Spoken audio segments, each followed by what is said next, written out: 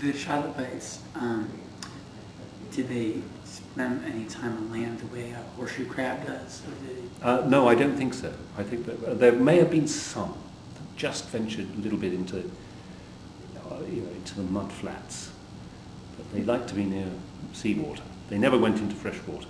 If they had, maybe they'd have evolved into something else which might have survived. But they never learnt that trick.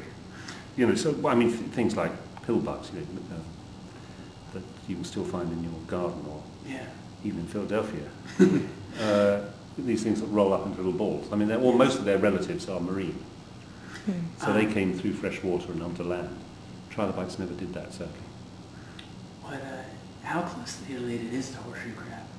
Well, when I wrote the book, most people thought that was the closest related living thing, even though it diverged from the trilobites a long way back, like back in the Cambrian. Now there's at least one scientist I know who thinks that trilobites went even further back and are probably are more closely related to millipedes and things like that. I don't really believe it yet. We'll have to see what happens over the next 10 years or so. Why do you think the horseshoe crab survived into the present era? That's a good question, and I don't know the answer. I can give you a convenient answer, which is they're tremendous generalists. They can eat almost anything. They can shred up marine worms. They can cope with a clam. They also have big yolky eggs, which hatch out comparatively mature compared with many arthropods. Maybe that helped. But there are few of these survivors. In fact, I think I'll do a book on that, of organisms that have survived, from deep in geological time. Horseshoe crab being a prime example. It's the one thing that there are others, I don't, the one thing I don't understand with the animals like that is that, hasn't the environment changed so drastically since when they evolved that, how have they adapted? How is the horseshoe crab, given that the, land and sea, it's completely, the components that make up the air and water have changed, like the basic element. Well, I think they can move between land and sea. Yeah. And there aren't many animals that can do that. Right. When the big, nasty extinction events occurred, the big one was a big one at the end of the Cretaceous when the dinosaurs went out, for example.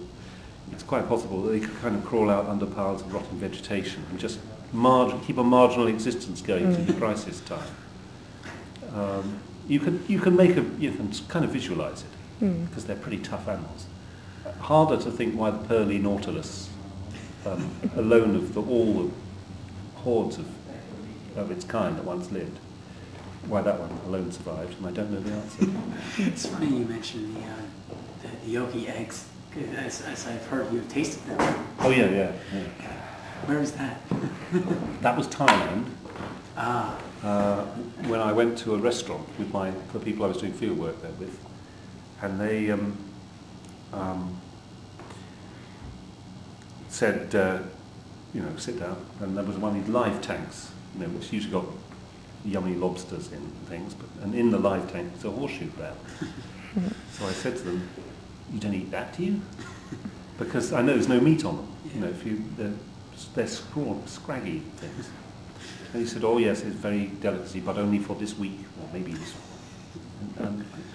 So I was really puzzled by this, and then they brought the food, and it consisted of a big plate of spaghetti with the eggs, big eggs of these things, sort of spread on top like a spaghetti sauce. Not very nice, actually. Not the uninitiated.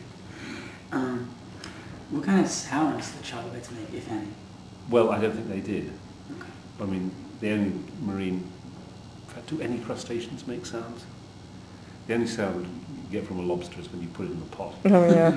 It's the air coming out. They might have, I suppose they might have made scrapey noises with their limbs. Well, maybe it's possible the locomotion motion would be some kind of rubbing. But yeah, you may think of scraping, think of stridulating insects. If trilobites listened to you or made music, what kind of music do you think it would be? And do not say my album.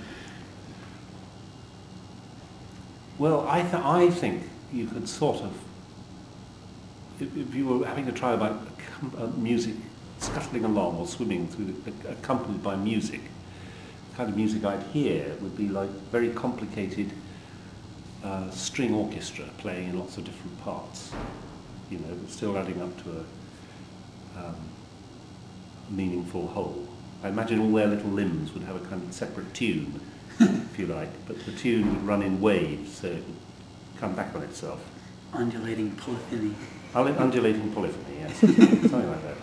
A bit like Vaughan Williams' Fantasia on a Theme of Thomas Tallis, if you know that. I'll look it up. If you were a trilobite, what kind would you be? I'm tempted to say the largest, most distinctive trilobite, but Okay. yeah, Paradoxides will do me very nicely. It's not quite the largest, but as its name implies, it's full of paradoxes.